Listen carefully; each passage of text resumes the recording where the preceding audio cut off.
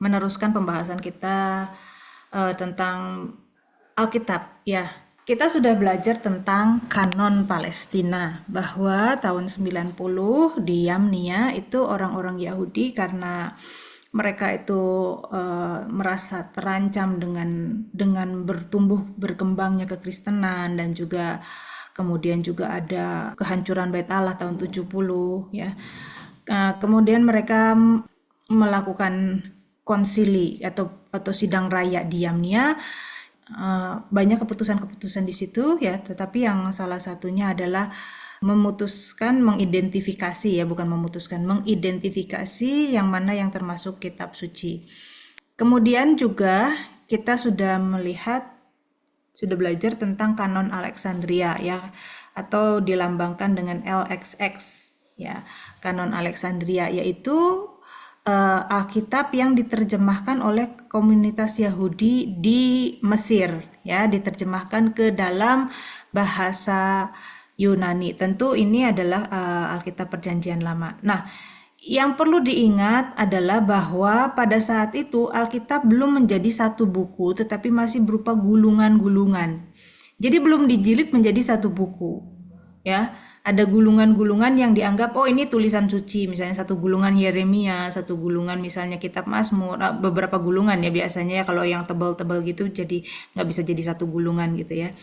Nah, ini dianggap tulisan-tulisan suci. Nah, kanon Alexandria dengan kanon Palestina itu berbeda ya, karena sebelum konsili Yamnia itu memutuskan mengidentifikasi mana yang kitab suci, mereka juga masih bercampur-campur dengan kitab-kitab yang lainnya yang dianggap layak untuk dibaca. Nah, kemudian ada Dead Sea Scroll ya, Dead Sea Scroll yaitu teks Ibrani tertua yang bisa kita temukan sekarang yang berasal dari abad ketiga sebelum Masehi hingga abad pertama ya. Nah, ternyata teks-teks di dalam Dead Sea Scroll ya, teks Ibrani di dalam Dead Sea Scroll itu lebih mirip dengan kanon Alexandria atau teks Yunani ya, teks Perjanjian Lama Yunani. Nah, kenapa begitu ya? Tentu karena sejaman. Sedangkan teks Ibrani lainnya yang selama ini kita punya, selama ini orang Kristen dan Yahudi miliki, sebelum ditemukannya Dead Sea Scroll, yang tertua adalah teks Masoret dari abad ke-9 ke-10 Masehi. Ada sedikit perubahan, ada sedikit perbedaan antara Dead Sea Scroll, ya, teks Ibrani Dead Sea Scroll, dengan teks Masoret dari abad ke-9, teks Ibrani dari abad ke-9 dan ke-10. Ya. Kenapa ada sedikit perbedaan? Tapi bukan hal yang prinsip ya sebetulnya ya. Kenapa ada perbedaan-perbedaan? Ya karena zaman dulu menulisnya itu manual ya, manusia yang menulis gitu. Nah tentu kalau itu manusia pasti ada errornya ya, mesin aja bisa error ya apalagi manusia. Ya misalnya kesalahan-kesalahan kecil, misalnya huruf yang sering itu misalnya dalet dengan res, misalnya seperti itu ya. Nah oke, sekarang saya akan share.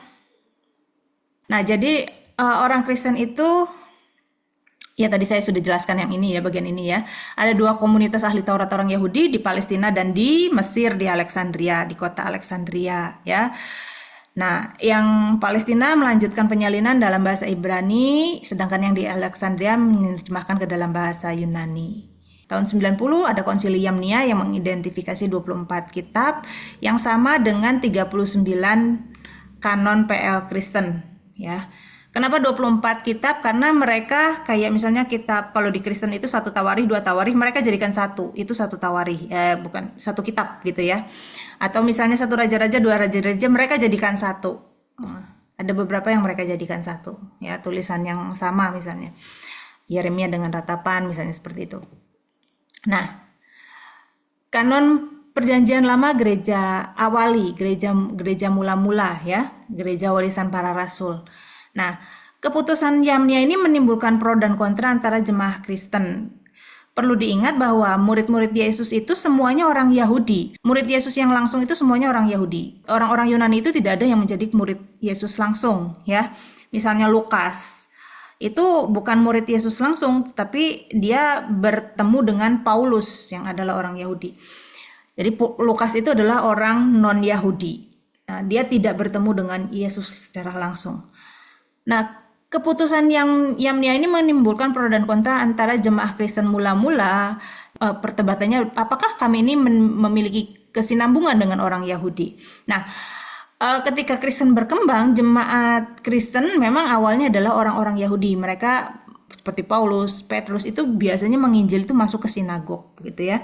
Nah, tetapi seiring waktu justru semakin banyak orang-orang Kristen yang non-Yahudi, seperti teolog-teolog mula-mula, bapak gereja mula-mula, itu semuanya adalah non-Yahudi. Ya, non-Yahudi, misalnya Agustinus lah, atau sebelumnya Origenes kayak gitu ya. Itu adalah orang-orang Yunani, orang-orang non-Yahudi. Nah, atau ada juga orang-orang Afrika gitu ya. Nah, bagaimana sikap jemaat terhadap kitab-kitab yang tidak termasuk dalam kanon Yahudi yang diputuskan Yamnia? Jadi kan keputusan di Yamnia itu baru tahun 90. Sebelum itu kan belum diidentifikasi nih, mana tulisan-tulisan yang termasuk kitab suci, yang mana yang tulisan-tulisan yang tidak, karena belum jadi buku, belum dijilid. Waktu itu masih gulungan-gulungan. Nah, mereka semuanya menyimpan, termasuk tafsiran-tafsiran yang seperti itu, mereka semua simpan sama-sama. Nah, tulisan-tulisan ini yang disimpan ini dibaca juga oleh orang Kristen dan dianggap sebagai petunjuk, dianggap sebagai kitab suci, dan itu diambil oleh gereja mula-mula. Nah, orang Yahudi merasa loh, orang Kristen ini kok mengambil Allahnya mereka, mengambil kitabnya mereka, tapi menurut mereka orang Kristen ini sesat gitu. Makanya mereka kemudian mengadakan sidang raya di Yamnia ini, orang Yahudi ini, dan kemudian menetapkan bahwa menurut konsili di Yamnia, kanon itu hanya 24 buku. Nah, orang-orang Kristen karena belum ada kesepakatan terus meneruskan apa yang dulu pernah mereka baca gitu ya. Jadi mereka kan tidak diajak ya sama orang Yahudi untuk konsili gitu ya. Nah, tidak mengikuti keputusan itu ya. Nah, sikap jemaat Kristen terhadap kitab-kitab itu ada yang menganggapnya kanonik ya.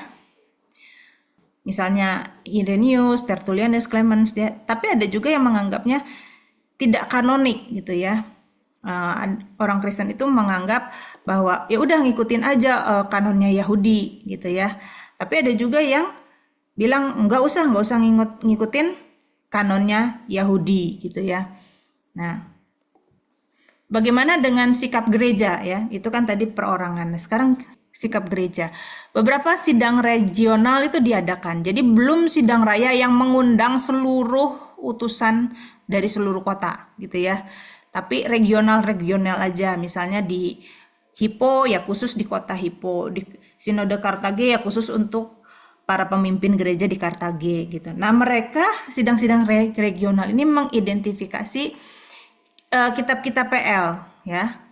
Nah, kemudian yang terakhir itu barulah ada sidang di Trente abad ke-15 ya. Ini masih abad ke-4 gitu ya. Nah, tetapi beberapa gereja Timur juga seperti Origenes, Athanasius itu menolak beberapa kitab yang ada di Septuaginta. Beberapa menerima, beberapa menolak ya. Jadi menurut Origenes, Athanasius, gereja harus mengikuti kanon Ibrani gitu. Harus mengikuti kanon yang diputuskan di Yamnia ya, seperti Origenes dan Athanasius.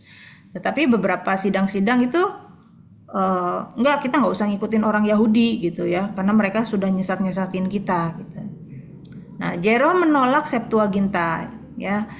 Dalam terjemahannya ke dalam bahasa Latin, dia membedakan antara libri kanonisi, antara kitab-kitab yang ada pada kanon Yahudi dengan kitab-kitab yang dimiliki gereja ya. Nah, jadi boleh dibaca tapi tidak bisa digunakan untuk membangun doktrin, membangun ajaran ya. Jadi Jerome itu menolak deuterokanonika ya, atau hanya menerima protokanon. Nah, jadi memisahkan antara protokanon atau yang kita punya itu kanonnya Protestan 39 kitab Perjanjian Lama, itu disebut protokanon atau kanon utama. Kemudian di luar itu selebihnya disebut deuterokanon atau kanon kedua ya Deuterokanonika itu kanon kedua. Nah, Jerome itu memisahkan antara Libri Canonici dengan Libri Ecclesiastici. Jadi ada kitab-kitab yang ada pada kanon Yahudi dengan kitab-kitab yang masuk di dalam kanon dan kitab-kitab yang diterima oleh gereja. Nah, Martin Luther tahun 14 dia hidup tahun 1483 sampai 1546 ya. Itu jadi selama itu gereja itu tetap menjaga beberapa kitab yang di luar daripada kanon Yahudi ya. Jadi misalnya ada gereja-gereja misalnya tadi di Hippo ya. Kan itu mereka berkembang sendiri-sendiri, kayak misalnya gereja di Alexandria, gereja di Roma, itu mereka kan berkembang sendiri-sendiri dan kemudian mereka melestarikan kitab-kitab itu dan menjaga kitab-kitab itu dan menganggapnya kitab suci. Ya, menurut warisan turun-temurun sejak Kristen mula-mula sebelum adanya Perjanjian Baru. Nah, sampai dengan adanya Martin Luther. Martin Luther menyerukan untuk kembali ke kanon Ibrani. Jadi Protestan itu menolak kitab-kitab lain yang di luar kanon Ibrani atau di luar ke-39 kitab itu atau disebut sebagai Deuterokanonika. Ya, kitab-kitab lain itu disebut apokrifa ya. Dibolehkan dibaca tapi tidak dipakai sebagai doktrin. Nah, Protestan menolak semua kitab yang tidak terdapat dalam kanon Yahudi. Jadi sebelum adanya Protestan tahun abad ke-15, sebelum lahirnya Protestan di abad ke-15, yang ada adalah gereja Ortodoks dan gereja Katolik. Dan gereja Ortodoks dan gereja Katolik itu mewarisi kitab-kitab yang gereja mula-mula pakai, ya, bukan yang orang Yahudi diam-nia putuskan. Ya, jadi yang gereja mula-mula pakai. Nah, karena mereka tersebar karena penganiayaan dan juga waktu zaman dulu susah untuk komunikasi, mereka tidak pernah ada konsili bersama ya dari berbagai kota gitu ya untuk merumuskan kanon, untuk mengidentifikasi kanon. Mereka hanya konsili per kota saja. Oleh sebab itu ada perbedaan daftar antara gereja Katolik dan gereja Ortodoks. Ya, Ortodoks pun keuskupan yang satu berbeda dengan keuskupan yang lain. Karena kalau gereja Katolik satu ya, pusatnya di Roma ya. Tetapi kalau gereja Ortodoks itu ada beberapa.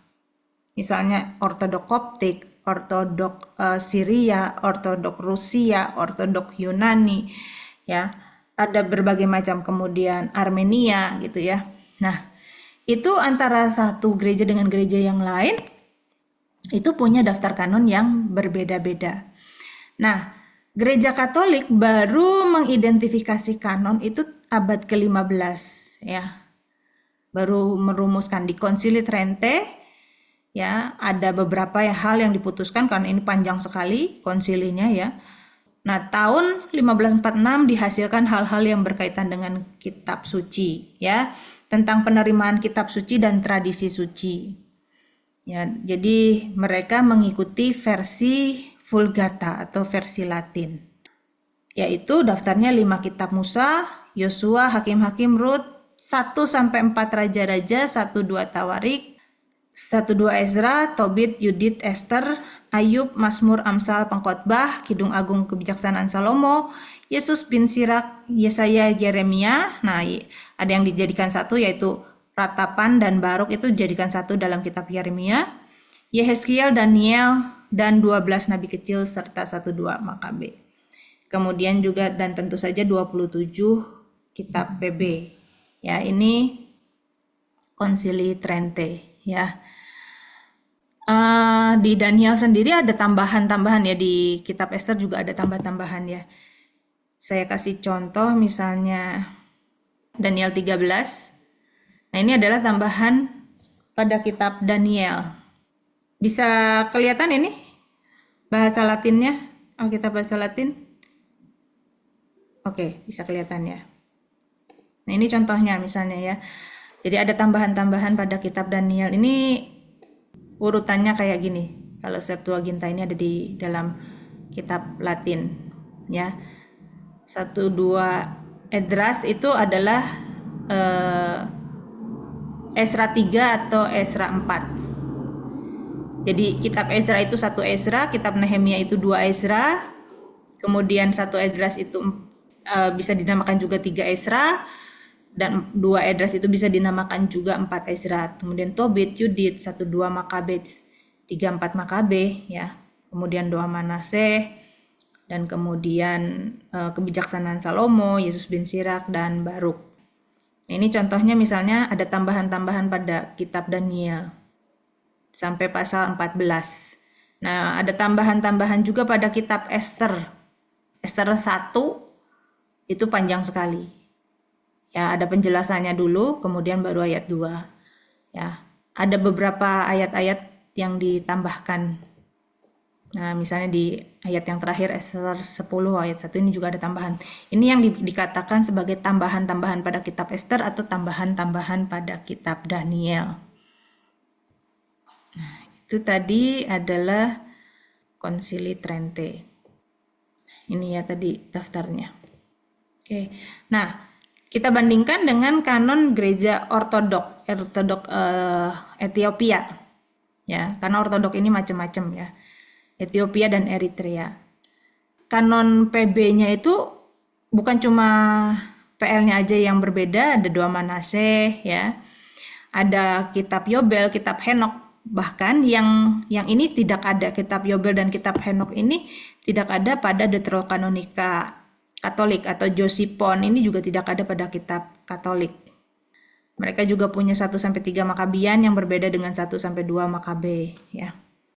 Nah, kemudian di kitab PB-nya di Gereja Ortodok Tewadeho ini ada tambahan juga yaitu 4 Sinodus, 1-2 Perjanjian, Surat Clement dan Didaskalia Ethiopia.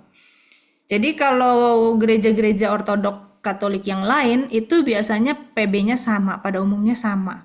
Tapi kecuali gereja Ethiopia ini yang menambahkan di dalam PB itu ada 4 Sinodus, 1-2 Perjanjian, Surat Clement dan Didaskalia Ethiopia. Nah, apa sih sebetulnya kriteria kanon PL di gereja Barat dan gereja Timur? Ya, kalau di kanon Yahudi gitu ya, kita sudah belajar waktu itu ya, apa kriterianya Konsili Yamnia itu mengidentifikasi kanon. Nah, sekarang kriteria kanon PL menurut gereja Barat dan gereja Timur itu adalah mengungkapkan iman seluruh gereja, diakui oleh seluruh gereja dan dipakai sejak semula. Nah, cuma yang dipakai sejak semula ini karena beda daerah akhirnya beda-beda gitu, ada kitab yang berbeda-beda yang termasuk Deuterokanonikanya. Ya. Gereja Katolik dan gereja Ortodok itu mengikuti Septuaginta. Namun karena waktu itu belum dibukukan, belum dijilid jadi satu, hanya gulungan-gulungan, akhirnya seleksinya juga ada perbedaan ya. Sedangkan kriteria kanon Protestan itu yang diikuti oleh Martin Luther itu mengikuti kanon Yahudi, mengikuti Konsili Yamnia, menolak Deuterokanonika. Bahkan Martin Luther itu hampir menolak kitab Yakobus. Ya, PB itu ada satu kitab yang hampir ditolak, hampir dibuang oleh Martin Luther, yaitu kitab Yakobus. Nah, kriteria kanon PL menurut Protestan ini adalah dinubuatkan dengan inspirasi ilahi, dikaitkan dengan Taurat dan Perjanjian, ya mirip dengan orang Yahudi ya. Dan kemudian diteguhkan oleh referensi di Perjanjian Baru, ya. Sebetulnya enggak semuanya juga ya, karena kitab Yudas itu kan mengutip kitab Henok ya. Tapi itu tidak dimasukkan ke dalam kanon Protestan. Nah, jadi apa yang dikutip oleh Tuhan Yesus dan para rasul itu dimasukkan ke dalam kanon gitu. Istilahnya itu seperti itu. Tapi ternyata enggak juga gitu. Misalnya kayak kitab Yudas mengutip kitab Henok, kok kitab Henok enggak dimasukkan gitu ya. Dan diteguhkan oleh penggunaannya dalam ibadah umat Israel. Jadi kriteria kanon Yahudi itu ini diingat kembali, harus sesuai Taurat, ditulis hingga zaman Ezra, ditulis dalam bahasa Ibrani dan ditulis di Palestina. Jadi kanon PL Protestan itu sama dengan kanon Yahudi, sedangkan Katolik itu adalah kanon Yahudi ditambah Deuterokanonika. Kanon Ortodoks itu kanon Yahudi ditambah Deuterokanonika dan ditambah kitab lainnya yang menurut orang Katolik disebut apokrif, sedangkan menurut orang Protestan disebut pseudegrapha. Ortodok Tewadeho lebih banyak lagi.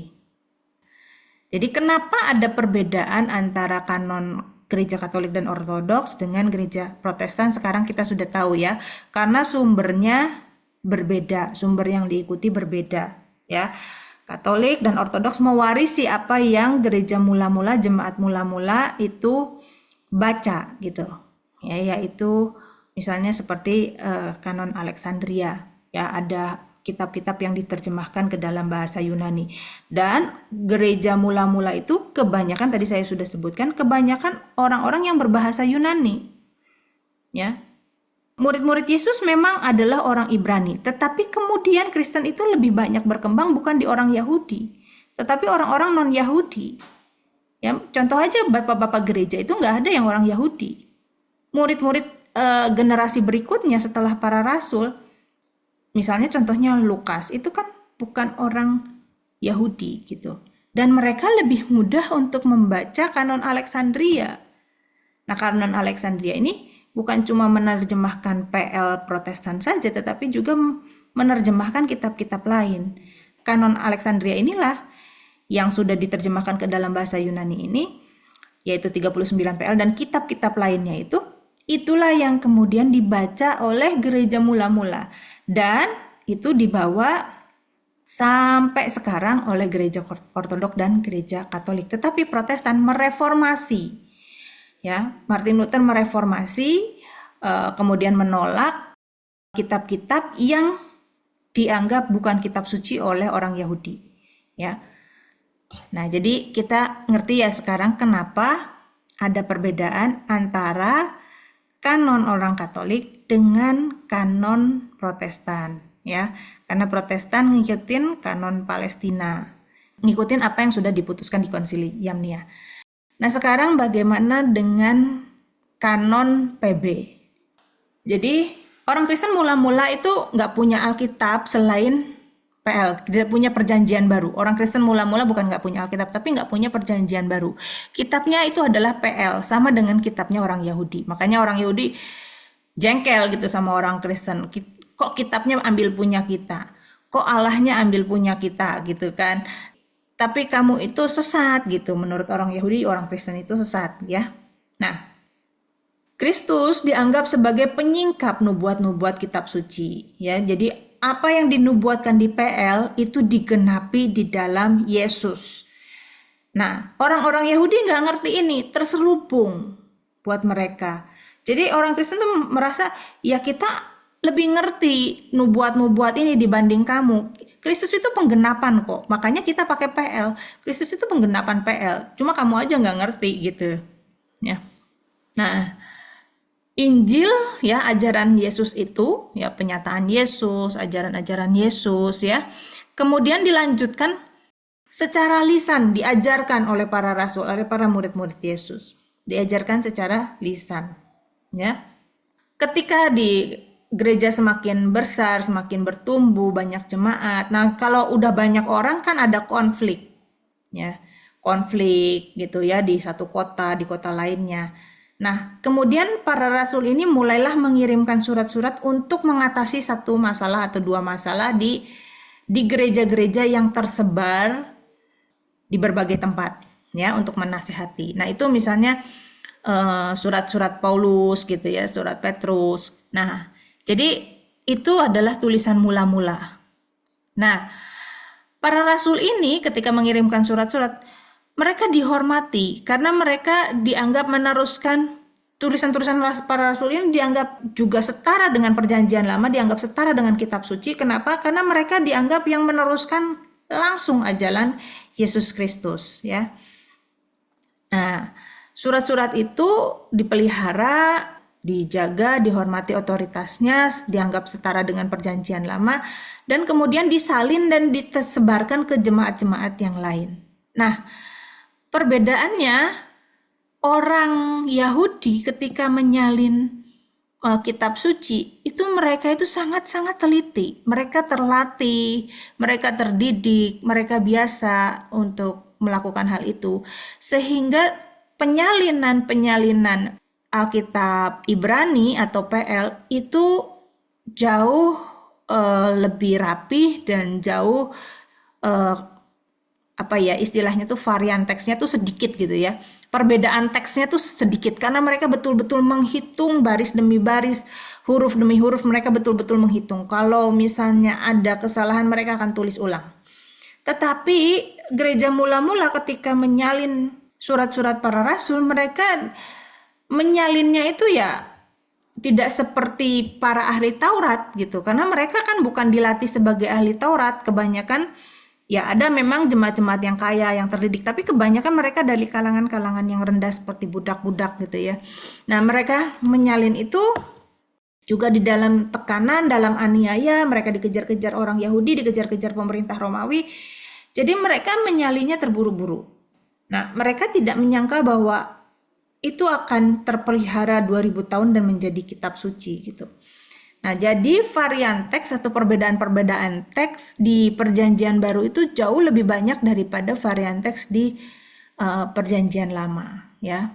Nah, jemaat kemudian mengumpulkan surat-surat yang ditulis oleh Paulus, oleh Yohanes, oleh Petrus, ya, oleh para rasul dan murid-muridnya, ya. Misalnya oleh Lukas, muridnya para rasul, menjadi suatu koleksi. Misalnya di Korintus, Paulus pernah menulis surat. Kemudian adalah orang Galatia datang ke Korintus. Katanya Rasul Paulus pernah ke sini ya, kirim surat ke situ ya. Oh iya, ini mana suratnya, boleh nggak baca? Baca, disalin, dibawa ke kotanya gitu ya. Begitu juga sebaliknya. Ya, jadi terjadi pertukaran, penyebarannya itu seperti itu. Nah, karena mereka itu menyalinnya seperti itu, mereka nggak pernah berpikir bahwa ini sangat penting gitu ya. Nah, kemudian juga mulai ada Injil atau kisah biografi, ya, kisah biografi tentang Yesus Kristus. Nah, perbedaannya kalau biografi zaman sekarang itu kan kronologis, tapi biografinya zaman Yunani itu nggak kronologis, tapi ditulis dengan maksud tertentu, ya.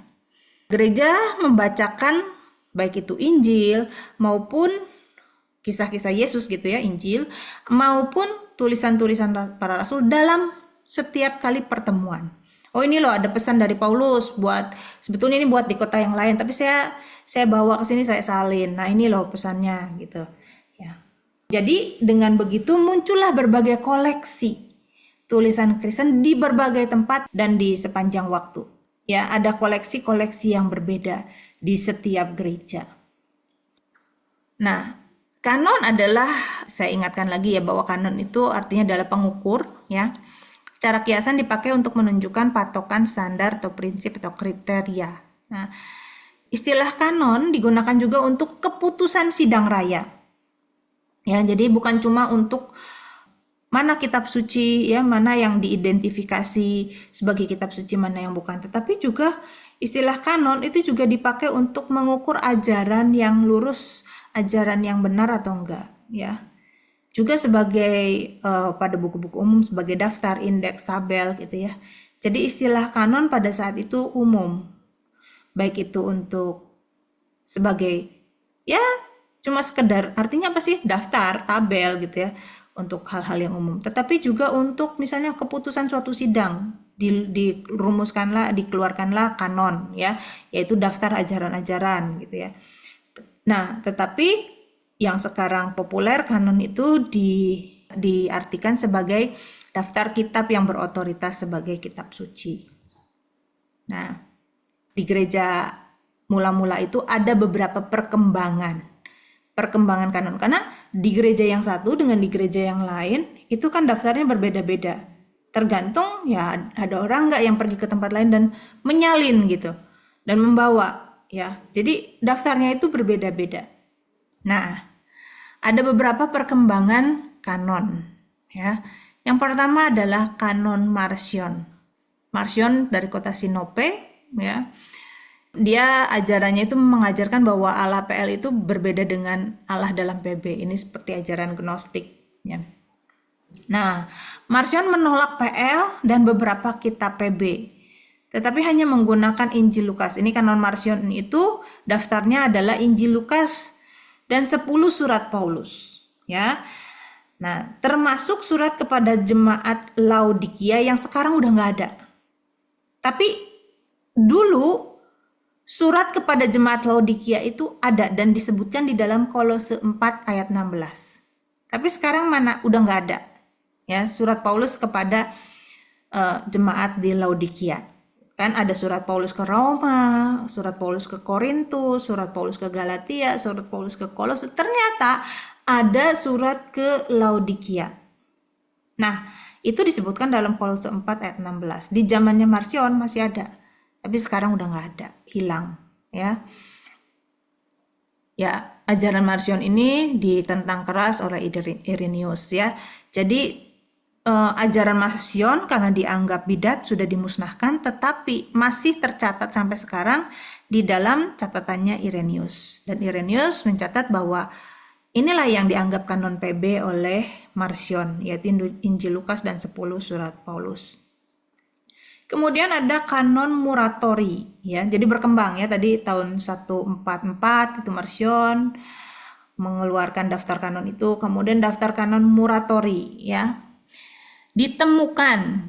Jadi ini nggak tahu siapa gereja mana yang merumuskan ini, tetapi ditemukan oleh orang yang namanya Muratori, ditemukan di abad ke-17, ya, menggunakan bahasa Latin abad ke-7 yang diterjemahkan dari teks Yunani abad kedua. Isinya ini, ya, keempat Injil, kisah para rasul, 13 surat Paulus, Yudas, surat Yohanes, wahyu kepada Yohanes, ada wahyu kepada Petrus, dan surat Gembala Hermas.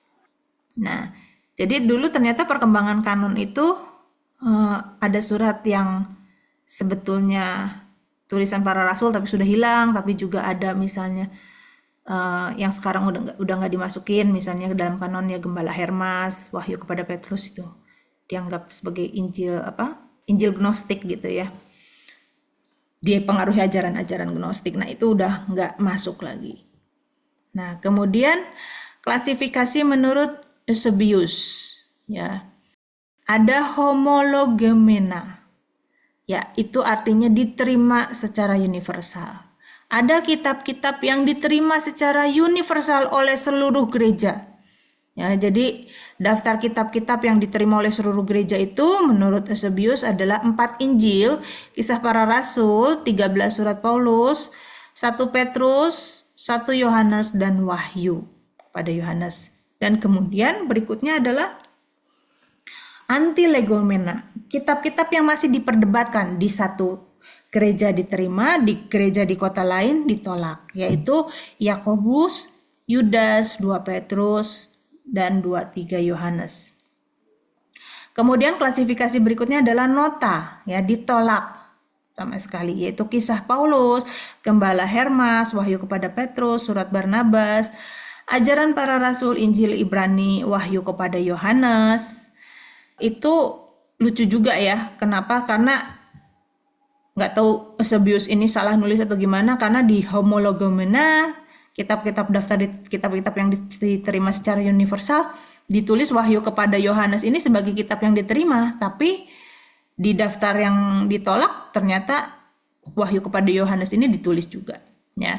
Dan kemudian ada yang dianggap bidat, ya, Injil Petrus, Injil Thomas, Injil Matias, kisah Andreas, dan kisah Yohanes. Sesat gitu ajarannya, ya.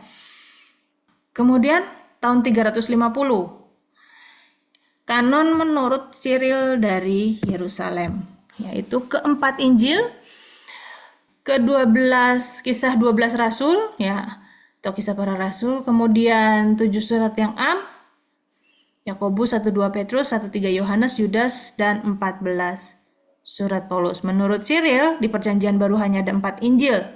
Selebihnya Injil-Injil yang lain gitu, ya, itu adalah judulnya palsu dan tidak benar. Misalnya Injil Thomas yang akan merusak jiwa orang-orang sederhana. Nah, gitu, ya. Ini menurut Cyril. Nah, kemudian Sinode Laodikia tahun 363. Ini melarang pembacaan kitab-kitab non-kanonis. Ya, dilarang. Ya, kitab-kitab yang non-kanonis itu dilarang dibaca. Yang boleh dibaca hanya yang masuk ke dalam kanon, ya, yaitu keempat Injil, Kisah Para Rasul, 7 surat yang am, 7 surat dari para rasul, ya, kemudian 14 surat Paulus. Tidak termasuk Wahyu, ya, ini belum termasuk Wahyu. Nah, kemudian kanon Athanasius tahun 367. Ya. Nah, Athanasius tahun 367 yang pertama kali menyebutkan keseluruhan 27 kitab PB yang kita miliki sekarang. Ya. Jadi yang pertama kali membuat daftar atau mengidentifikasi apa yang sudah kita terima sampai sekarang itu baru di tahun 367, itu pun dari satu orang, belum kesepakatan gereja, yaitu Athanasius. Ya, ini belum disepakati gereja seluruh dunia. Ya, dia baru menyatakan ini menurut saya ini kitab yang berotoritas untuk PB, gitu ya. Nah, kemudian Gregorius dari Nazianzus, dia berkata begini dalam sajaknya. Nah, ini dia suka sajaknya. Tapi sekarang hitung juga misteri baru. Matius memang menulis bagi orang Ibrani karya karakteristik yang ajaib. Markus untuk Italia, Lukas untuk Yunani, Yohanes pengkhotbah yang hebat. Jadi dia itu bersajak, tapi sajaknya itu menyebutkan daftar kanon, gitu ya. Jadi kita melihat bahwa di dalam tulisan-tulisan kuno ini menunjukkan bagaimana sejarah kanon itu terbentuk, ya. Kemudian barulah Sinode Hippo, ya, perkumpulan dari pendeta-pendeta tapi di satu kota dan sekitarnya, ya, yaitu di kota Hippo. Dihadiri oleh uskup-uskup dari daerah Afrika Utara. Jadi tidak termasuk yang di daerah Eropa, di daerah Palestina, enggak, dari satu daerah region aja. Nah, mereka memutuskan daftar kanon PL dan PB, ya, PB-nya itu ada 27 kitab, ya. Dan di Sinode Hippo ini Agustinus menyatakan bahwa kanon PB sudah ditutup. Ya, kemudian ada Sinode Kartago, ya. Tapi itu kan ini kan cuma regional, bukan kesepakatan seluruh dunia. Ya, dan daftar dari daerah yang satu dengan daerah yang lain juga berbeda-beda. Itu terbukti sampai sekarang. Ya, bahwa misalnya Deuterokanon bagi gereja Katolik, bagi gereja Ortodok yang satu dengan yang lainnya aja berbeda, ya. Jadi tidak ada kesepakatan untuk kanon PL itu seperti apa. Berikutnya adalah Konsili Roma tahun 382. Nah, Konsili Roma ini ditulis, ya. Tulisannya itu baru ada di tahun abad kelima, gitu, ya, baru ada di abad kelima. Nah, itu dikatakan menetapkan kanon, tapi meragukan. Kenapa? Karena tulisannya itu baru di abad kelima, gitu, di abad keenam, gitu ya. Sehingga apa benar gitu? Ini tuh memang betul ada Konsili Roma yang menetapkan kanon. Kenapa? Karena tulisan-tulisan ketetapan kanonnya berasal dari tulisan yang diedit di abad keenam. Ya, jadi walahu alam bener nggak gitu Konsili Roma itu pernah menetapkan kanon. Kenapa? Karena tulisannya itu kok menunjukkan dulu di Konsili Roma tahun sekian itu ada penetapan kanon. Tapi tulisan ini ditulis di abad ke-6. Jadi kan meragukan gitu kan. Bukan tulisan yang memang hasil dari tahun sekian. Nah, daftar kanon yang ditulis ini itu sama dengan Konsili Trente. Ya, jadi selama berabad-abad gereja itu tidak pernah ada kesepakatan tentang kanon. Tidak pernah ada kesepakatan. Gereja Katolik barulah menetapkan itu tahun 1545 di Konsili Trente. Ya, yang jelas-jelas menghasilkan dekret tentang kitab suci dan tradisi suci. Ya, jadi Gereja Katolik secara resmi ada menetapkan kanon itu baru 1545. Itu pun karena reaksi terhadap gerakan Protestanisme. Ya, kalau nggak mungkin nggak pernah ada penetapan gitu ya. Mana sih kitab-kitab yang disahkan bahwa ini diidentifikasi sebagai kitab suci. Sedangkan penetapan kanon gereja ortodok itu ada di Konsili Quini Sextum atau Konsili Trullo ya tahun 692 di kota Trullo ya.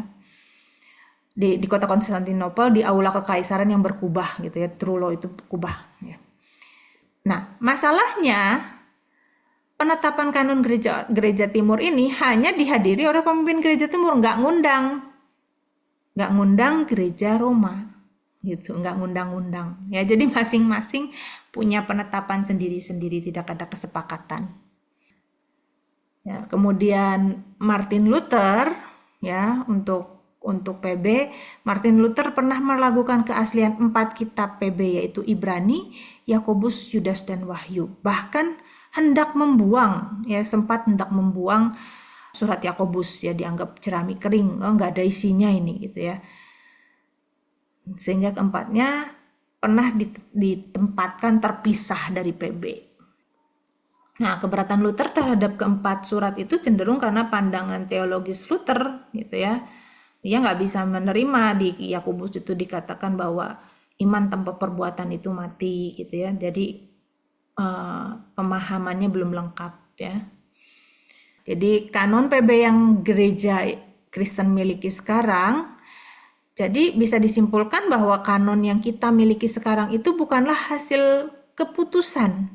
Ya memang hasil warisan ya, tapi bukan ditetapkan oleh otoritas gereja. Tapi warisan turun-temurun, bukanlah hasil keputusan, bukanlah hasil otoritas gereja, ya, tetapi proses alami yang dilakukan oleh jemaat untuk mengumpulkan, untuk menggunakan kitab-kitab, dan berlangsung dari ratusan tahun. Itu pun jemaat yang satu dengan jemaat yang lain berbeda. Kemudian barulah masing-masing sinode mengesahkannya. Misalnya sinode gereja Katolik mengesahkannya kapan, sinode gereja Ortodok mengesahkannya kapan, kemudian sinode gereja Protestan mengesahkannya kapan gitu ya. Jadi kanon yang kita miliki sekarang bukan hasil keputusan otoritas gereja, ya, tetapi itu adalah proses alami, ya, karena pemeliharaan Allah, bukan karena otoritas pemimpin gereja. Bagaimana kitab-kitab itu terpelihara sampai sekarang, itu adalah karena providensia Allah, karena pemeliharaan Allah. Nah, jadi kriteria kanon PB itu adalah ortodoksi, ya, isinya harus sesuai dengan ajaran Kristen yang benar, ajaran Tuhan Yesus, ajaran para rasul, ya. Kemudian apostolik, ditulis oleh para rasul atau orang-orang yang hidup di zaman para rasul, murid-murid para rasul atau orang-orang yang hidup sejaman dengan para rasul atau Tuhan Yesus. Ya. Kemudian yang ketiga adalah kitab-kitab tersebut digunakan terus-menerus oleh seluruh gereja di dunia. Nah, itu kriteria kanon PB dan PL bagi umat Kristen. Baik, saya serahkan kepada untuk host. Kak Ana, kita langsung masuk ke pertanyaan ya. Iya, Rika. Yang pertama dari Kak Amos, pertanyaannya, tambahan ayat kitab Ester atau kitab yang lainnya yang tadi ditunjukkan bahasa Latin, itu dari mana, Kak?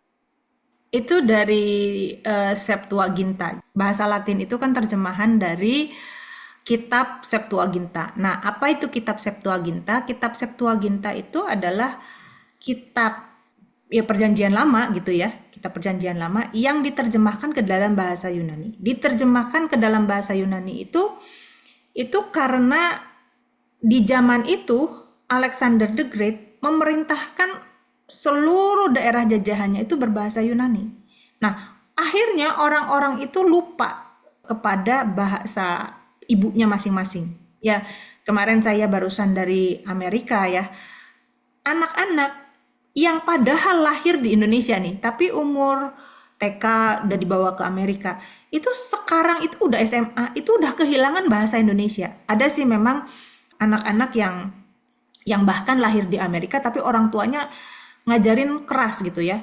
Harus berbahasa Indonesia. Akhirnya mereka bisa bahasa Indonesia walaupun mereka lahir di Amerika. Tapi ada anak-anak yang pindah dari sini umur 5 tahun, umur 7 tahun, pindah ke Amerika. Sekarang mereka udah SMA udah nggak bisa bahasa Indonesia. Nah, seperti itu. Jadi karena keadaan itu, karena keadaan banyak orang-orang Yahudi di luar Palestina yang sudah tidak bisa lagi atau tidak lancar berbahasa Ibrani, akhirnya diperlukan penerjemahan Alkitab.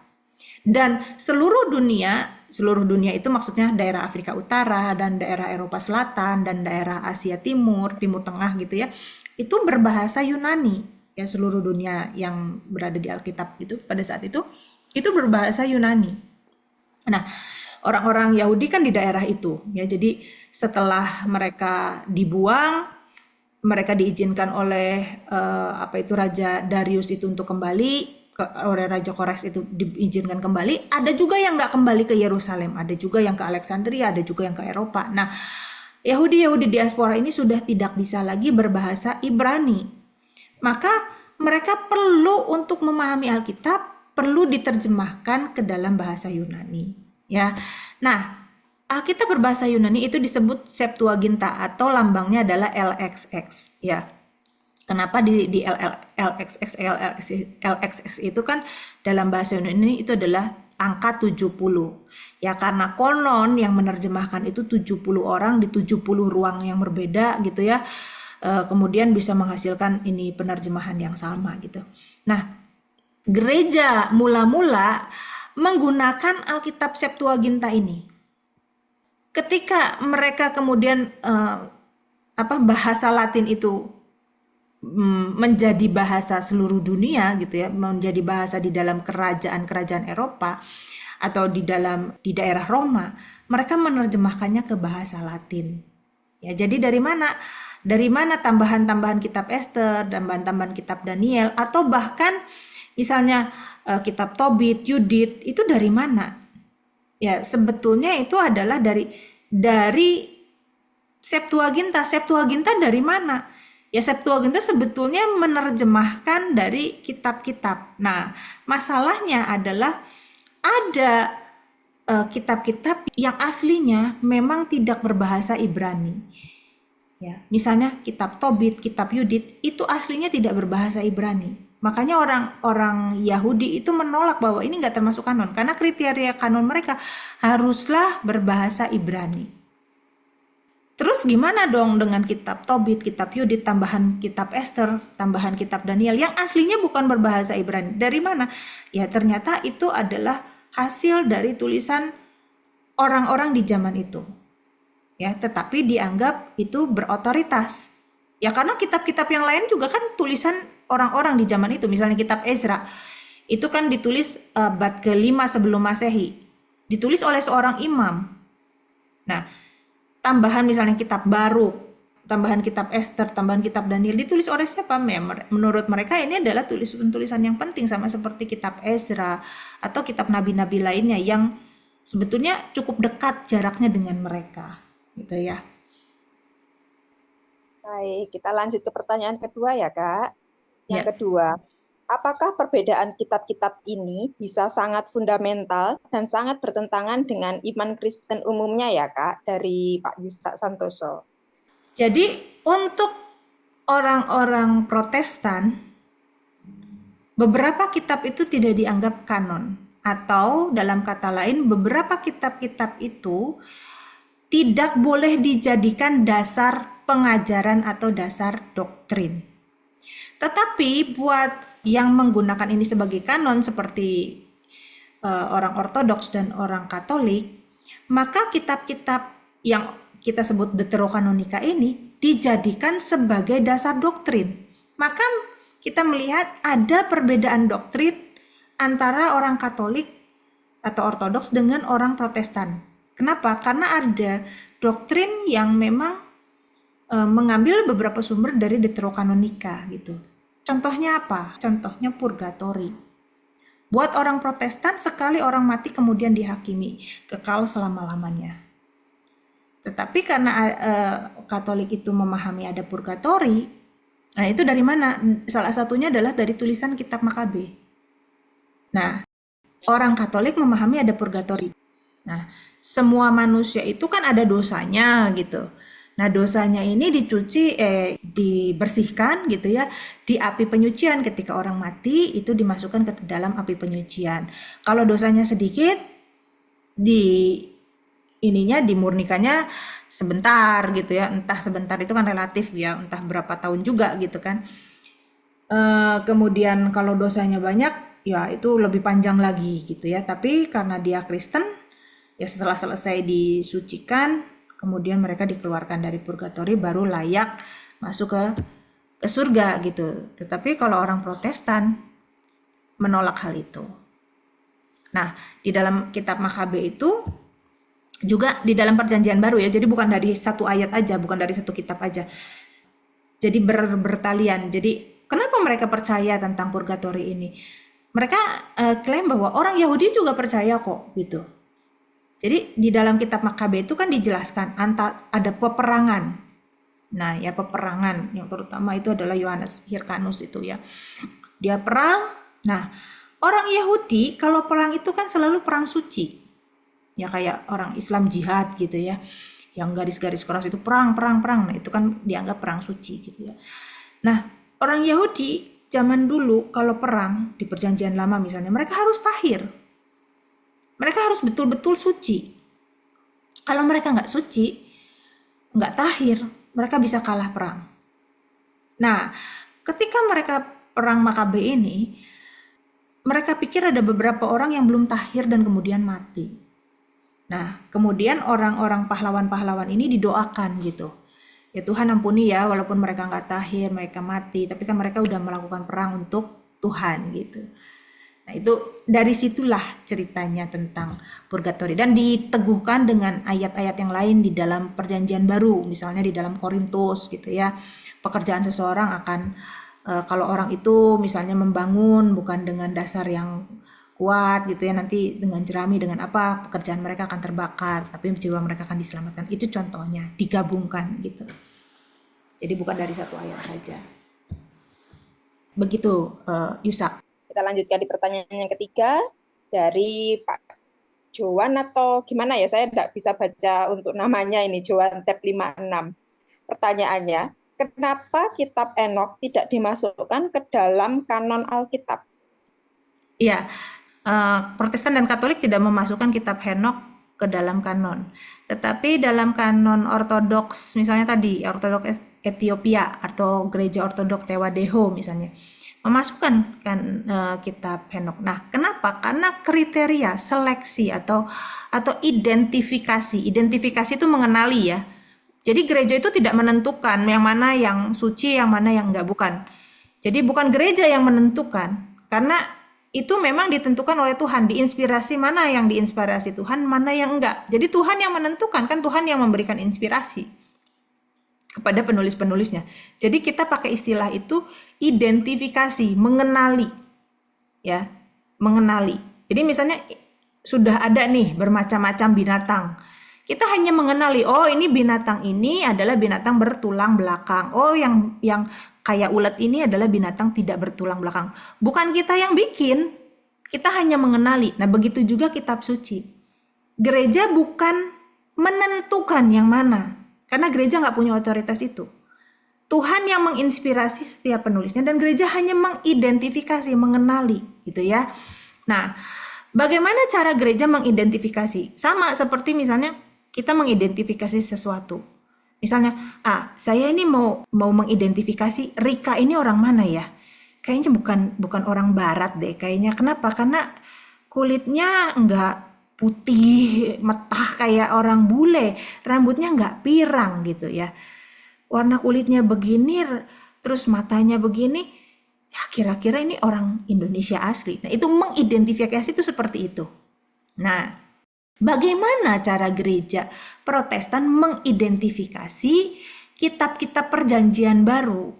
Bagaimana caranya? Itu tadi kriterianya. Yang termasuk dalam kriteria ini, nah ini ya kelihatan ya, isinya harus sesuai dengan ajaran Kristen yang benar. Ditulis oleh para rasul dan orang sekitarnya, ya. Dan kitab-kitab tersebut digunakan terus-menerus oleh gereja. Nah, ini kanon PB. Tetapi kanon PL-nya itu ngikutin, karena kitab Henokh itu di kanon PL ya. Ikutin kanon Yahudi. Isinya harus sesuai dengan Taurat. Ditulis hingga zaman Ezra, ditulis dalam bahasa Ibrani dan ditulis di Palestina. Nah, kalau kitab Henokh tidak termasuk dalam kanon PL menurut orang Protestan gitu ya, ditolak oleh orang Protestan, itu pasti karena ini. Ajarannya entah ajarannya nggak sesuai Taurat ya. Nah, ditulis hingga zaman Ezra. Sangat mungkin bahwa kitab Henokh itu ditulis setelah zaman Ezra. Jadi bukan ditulis oleh Henokh. Pada saat itu mereka biasa memakai nama orang, nyatut nama orang itu biasa, bukan sengaja ya. Kalau sekarang zamannya kita, kalau misalnya saya Anne gitu ya, mau nulis, wah saya nulis pakai nama siapa ya? Saya nulis pakai namanya Margaret Thatcher aja deh yang nulis gitu ya. Padahal tulisannya tulisan saya, itu adalah sebuah kejahatan. Tapi zaman itu mereka biasa begitu. Supaya tulisannya itu dibaca orang, mereka akan pakai nama-nama orang terkenal. Nah, itu termasuk kitab Henokh ya. Oleh karena itu banyak kan misalnya kayak Injil Thomas, Injil Maria Magdalena, kenapa nggak masuk? Karena memang bukan betul-betul ditulis oleh baik itu Thomas, Maria Magdalena, bukan ditulis oleh orang yang namanya dipakai. Termasuk kitab Henokh ini bukan ditulis oleh Henokh, dan ditulisnya dalam bahasa Yunani aslinya, kemudian ditulisnya setelah zamannya Ezra. Nah, itu yang pasti ya. Yang pasti kitab Henokh ini ditulis setelah zamannya Ezra dan dalam bahasa Yunani. Nah, orang Yahudi menolak kitab-kitab setelah zamannya Ezra. Oleh karena itu dalam kitab Protestan itu ada yang namanya istilah intertestamental, waktu antara perjanjian. Jadi di antara perjanjian, yang perjanjian lama ditutup oleh Maleakhi hingga perjanjian baru yang dibuka oleh Matius, itu ada waktu di mana Tuhan itu berdiam diri gitu. Sedangkan menurut orang Katolik Ortodok nggak ada, ya gitu ya. Tetap ada kitab-kitab yang dihasilkan di situ, entah itu Makabe, entah itu Henokh gitu ya. Nah, seperti itu. Ya, terima kasih Kak Ana, udah jelas. Sama-sama. Nah, ini ada komentar dari Amos, saya bacakan ya. Atau tolong bacakan Rika. Dari Kak Amos, saya asli mengira kalau kanon itu disusun berdasarkan kesepakatan bapak-bapak gereja. Sampai merinding saya setelah tahu Alkitab ini karena proses alami ratusan tahun anak-anak Tuhan. Bahkan penulisan kitab-kitab itu sendiri juga sangat alamiah. Roh Kudus memang ciamik. Iya, ya, begitulah ya. Terutama ya kitab perjanjian baru ya, kitab-kitab perjanjian baru itu memang penyalinannya itu agak berantakan, terburu-buru ya. Mungkin juga karena ya udahlah pokoknya bisa dibawalah pesannya Paulus ke kota ini gitu ya, disalin cepet-cepet, atau mungkin yang nyalinnya ada yang mendiktekan. Nah, kalau ngediktekannya cepet-cepet kan mungkin ada kata yang terloncat, bahkan mungkin kalimat yang terloncat karena nulisnya nggak bisa cepet gitu kan. Nah, dalam keadaan seperti itu maka banyak sekali varian teks ya untuk perjanjian baru. Tapi apakah kita bisa menemukan, merekonstruksi? Pasti bisa ya. Kayak misalnya Candi Borobudur waktu ditemukan itu kan nggak seindah sekarang sampai puncak sampai kayak gitu kan. Candi-candi yang ditemukan itu nggak seperti itu, tapi orang-orang arkeologi bisa merekonstruksi gimana sih ini candi ini pada mulanya itu gimana. Nah, dari teks-teks yang ditemukan, terutama kitab PB itu banyak sekali ya penemuan-penemuannya, banyak sekali penyalinan. Nah, kita bisa menelusuri, maksudnya para ahli kitab suci, para ahli bahasa itu bisa menelusuri ya mana teks yang tertua. Nah, jadi teks yang tertua itulah yang dianggap inilah yang bukan paling asli ya, tapi paling tua gitu ya. Ya, jadi gereja ini tidak mengesahkan ya, karena yang menginspirasi itu adalah Roh Kudus. Jadi Roh Kuduslah yang menetapkan ini kitab suci itu bukan. Tapi bagaimana kita mengenali mana yang diinspirasi Roh Kudus, mana yang bukan gitu kan? Mana yang kitab suci, mana yang bukan? Karena kalau kitab suci itu diinspirasi oleh Roh Kudus. Itu adalah pesan yang membawa kebenaran, menyelamatkan kita. Kan penting diidentifikasi, penting dikenali. Sementara ada kitab-kitab yang memang ditulis sejaman dengan penulisan-penulisan kitab-kitab itu gitu kan. Banyak kitab-kitab lain juga yang ditulis di zaman itu.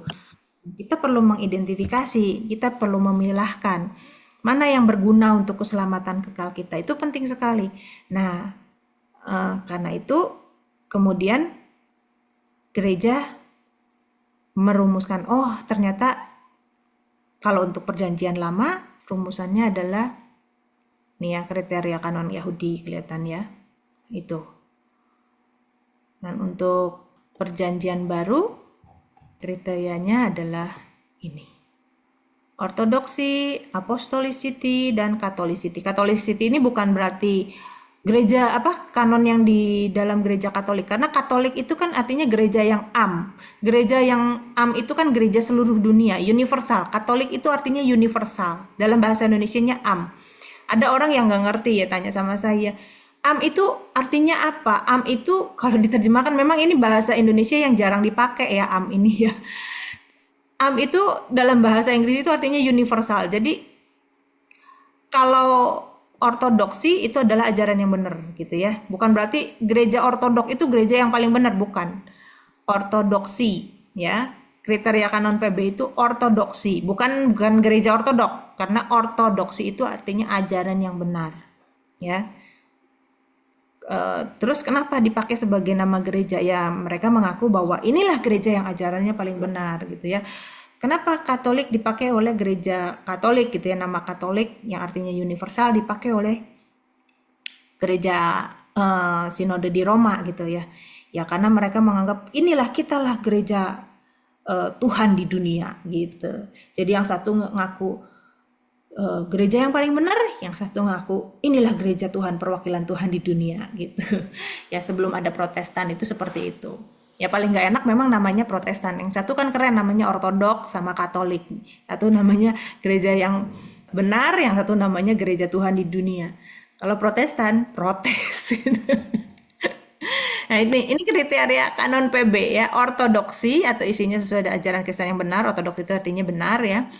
Apostolicity ya artinya ditulis, apostolik itu ditulis oleh para rasul. Kemudian Catholicity itu adalah ajaran tersebut digunakan terus-menerus oleh seluruh gereja Tuhan di dunia.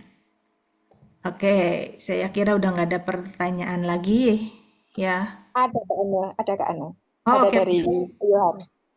Ya, pertanyaannya ini, apakah bermacam-macam kanon ini bisa jadi sumber utama kemelesetan dosa? Karena satu Alkitab kanon saja, misal kanon Protestan ditafsirkan bermacam-macam. Ya, kanon Protestan aja gitu ya. Kan bisa satu aja kanon Protestan. Bisa ditafsirkan bermacam-macam. Betul. Bisa ditafsirkan bermacam-macam. Dan itu juga penafsiran itu juga nggak semuanya benar gitu ya. Nah, apalagi kalau berbagai kanon. Nah, tadi saya sudah kasih contoh perbedaan yang fundamental antara ajaran Katolik dengan Protestan. Nah, silakan nilai sendiri. Kira-kira itu bagaimana gitu. Saya beberapa kali menyatakan bahwa ajaran yang benar itu, ortodoksi itu menghasilkan ortopraksi, menghasilkan praktek hidup yang benar. Kenapa? Karena kita ini sebagai manusia akan dihakimi menurut perbuatan. Nah, oleh karena itu penafsiran-penafsiran atau ajaran kitab suci itu haruslah mengubahkan karakter, haruslah mengubahkan perilaku. Kalau penafsirannya itu antroposentris, berpusat kepada manusia, bukan kristosentris, bukan berpusat kepada Kristus, bukan berpusat kepada Allah, itu pastilah ajaran yang salah. Ya, memang misalnya kita sebagai Protestan menganggap kanon kita yang paling benar. Oke, tapi kita bisa tafsirkan macam-macam kan, dan dari situ timbul pengajaran macam-macam. Ya, termasuk pengajaran hyper grace, pengajaran misalnya prosperity gitu. Nah, mungkin ajaran misalnya prosperity di satu taraf tertentu tidak membawa kita ke neraka di satu taraf tertentu, tapi di level yang lain bisa sangat menyesatkan gitu ya. Di satu level mungkin tidak membuat kita masuk neraka, kita tetap misalnya disuruh ke gereja, kita tetap disuruh menyembah Tuhan gitu ya, tidak meninggalkan Tuhan.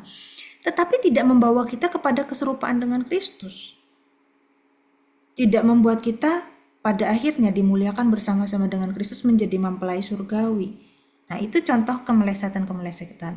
Semakin meleset, semakin fatal juga akibatnya.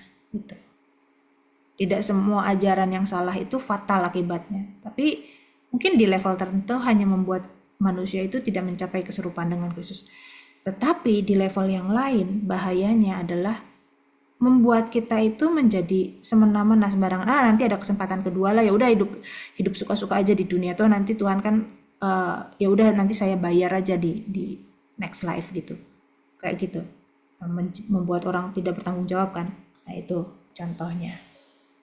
Silakan Pak Yohandi. Ya Kak Ana. Maksud saya berarti seperti yang Kak Ana bilang, Alkitab Protestan saya tidak lebih benar dari Alkitab punyanya Ortodoks ataupun Alkitab punyanya Katolik. Maksudnya seperti itu kan Kak Ana. Kita mesti milah sendiri supaya benar-benar kita, yaitu tadi, bisa nggak ini Alkitab yang kita punya itu mengumpulkan kita kepada Tuhan atau enggak. Kalau dikatakan Alkitab kita nggak lebih benar. Nah, setiap denominasi, setiap sinode, setiap aliran, terutama aliran besar seperti Katolik, Protestan, Ortodoks, kenapa mereka membuat kanon seperti itu? Tentu membuat daftar kanon yang berbeda-beda. Pasti karena menganggap daftar inilah yang paling benar. Justru begitu, Pak Yohan. Justru begitu. Nah, maka orang Protestan menganggap bahwa Alkitab Protestanlah yang daftar kanon yang paling benar dan yang bisa dijadikan sumber doktrin. Gitu. Itu menurut Protestan. Cuma di sini saya menjelaskan kenapa bisa ada perbedaan antara Protestan dan Katolik. Ternyata tradisi yang dipegang orang-orang Katolik itu mundur ke belakang dari jemaat Kristen mula-mula yang berbahasa Yunani, akhirnya menggunakan terjemahan Alkitab Yunani yaitu Septuaginta dan terus membawanya sampai sekarang. Sedangkan Protestan yang baru dimulai di Martin Luther, mempelajari sejarah, dia adalah seorang pastor, seorang rahib Katolik. Dia mempelajari sejarah dan dia menemukan bahwa ternyata orang Yahudi itu, kita kan asalnya dari agama Yahudi gitu. Ternyata orang Yahudi nggak pakai ini. Nah, akhirnya Martin Luther kembali ke ngikutin orang Yahudi. Gitu. Oke, terima kasih. Ya, sama-sama. Ya. Sekarang saya tanya ya Kak Ana. Silakan Rika. Terus terang saya kan baru dapat kali ini. Nah, tapi dulu waktu sekolah SMP SMA kalau saya enggak lupa itu saya pernah lihat di Alkitabnya orang Katolik itu kan ada tambahan di Perjanjian Lama yang tidak saya temukan di Alkitab yang saya pegang. Namanya Deuterokanonika. Ya, nah itu kan saya enggak ngerti waktu itu. Nah, sekarang kalau misalnya Kak Ana tadi kan tunjukkan tambahan-tambahan itu ya Kak Ana ya. Itu saya pribadi itu bisa lihat di mana Kak? Kalau Kak Ana tadi tunjukkan kan di Alkitab elektronik gitu ya. Kalau buat saya itu saya bisa lihat di mana, dan ketika saya baca itu maksudnya apa seperti saya membaca misalnya buku-buku true story atau gimana yang bisa ada hikmatnya atau gimana gitu Kak fungsinya Kak. Nah, jadi kalau Rika misalnya tanya, di mana sih bisa kok beli aja di toko buku rohani Kristen, cari Alkitab buat Katolik. Saya sendiri punya Alkitab yang ada Deuterokanonikanya. Loh, boleh toh dibaca sama orang Kristen? Ya bolehlah. Ya bolehlah. Ya, tulisan Benny Hinn aja kita baca kok. Ya kan? Apalagi Kak Sony seneng banget Doraemon. Doraemon aja dibaca sama Kak Sony. Saya nggak bilang kitab Deuterokanonika setara dengan Doraemon atau setara dengan tulisannya Benny Hinn. Enggak, saya nggak bilang gitu. Tetapi yang saya bilang, kalau tulisan-tulisan itu aja boleh dibaca, ya apalagi Deuterokanonika, gitu maksud saya. Jadi kalau Rika tanya, di mana saya menemukan itu, ya coba cari di toko buku Kristen, ada itu ya. Nah, jadi orang Protestan itu cuma mengakui kanon Yahudi 39 kitab. Sedangkan orang Katolik ya 39 kitab itu disebut protokanon karena yang lainnya kita sebut orang Protestan kita sebut itu Deuterokanon. Tapi buat orang Katolik ya itu perjanjian lama. Jadi PL-nya Protestan dengan Deuterokanonika itu mereka nggak pisahkan. Mereka anggap itu satu kesatuan. Yang nyebut Deuterokanon itu kan orang Protestan. Nah, orang Protestan sebut itu Deuterokanon, ya. Nah, buat orang Protestan, Deuterokanon ini adalah apokrif, ya. Adalah kitab-kitab yang tersembunyi. Nah, boleh nggak kita baca apa isinya? Boleh, saya beli dan saya baca. Saya pengen tahu isinya apa. Kenapa sih disebut nggak boleh jadi dasar doktrin? Ya, contohnya adalah hal-hal tadi, misalnya tentang kitab Makabe. Nah, kitab Tobit Yudit misalnya ya, kitab Tobit Yudit. Nah, kitab Tobit saya baca kitab Tobit. Ya, kalau dikatakan nggak boleh dijadikan dasar doktrin, benar juga. Kenapa? Karena menurut doktrin Protestan atau Pentakosta yang saya pegang, itu seperti tahayul gitu.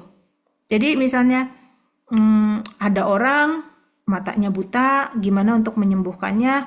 Dia harus nangkep ikannya diambil hatinya, kemudian hatinya dikasihkan kepada si orang buta ini bisa melihat. Jadi makan hatinya ikan atau makan empedunya ikan, saya lupa, pokoknya jeroannya ikan gitu. Yang ngasih tahu siapa? Yang ngasih tahu adalah malaikat yang menyamar jadi orang dan berjalan bersama-sama dengan dia gitu. Itu contohnya. Maka untuk orang Protestan itu disebut kitab-kitab apokrifa. Nah, sedangkan orang Ortodoks, nah ini ada misalnya Amsal Salomo, Mazmur Salomo gitu ya. Kemudian 34 Makabe. Ini mungkin untuk gereja Ortodoks di Indonesia sudah menerbitkan hal ini ya. Tapi yang beredar luas itu adalah Alkitab Katolik. Toko-toko buku pasti ada, gampang menemukannya. Ya. Nah, yang nggak ada di Indonesia pasti ini Ortodok Tewadehu, ya. Ada Henok, Yobel. Nah, jadi untuk Deuterokanonika oleh orang Protestan disebut apokrif. Nah, tetapi orang Katolik juga menyebut apokrif buat tambahan-tambahan pada kitab Ortodoks yang nggak sama dengan kitab Katolik. Ya. Nah, kemudian untuk Ortodok Tewadeho yang berbeda dengan Ortodok dan Katolik, Ortodok lainnya, itu orang Katolik dan orang Ortodoks yang lainnya dan orang Protestan menyebut tambahan-tambahan yang tidak sama dengan orang Katolik dan Ortodoks itu disebut lagi pseudografa, tulisan-tulisan palsu. Jadi kitab Henok itu disebut pseudografa. Ya, pseudo itu peniru gitu ya. Jadi dia itu pakai namanya Henok padahal bukan Henok gitu. Itu ininya secara sederhana artinya. Terima kasih Kak Ana. Terima kasih Rika. Oke, baik kalau gitu kita tutup ya. Terima kasih Rika, terima kasih. Rika,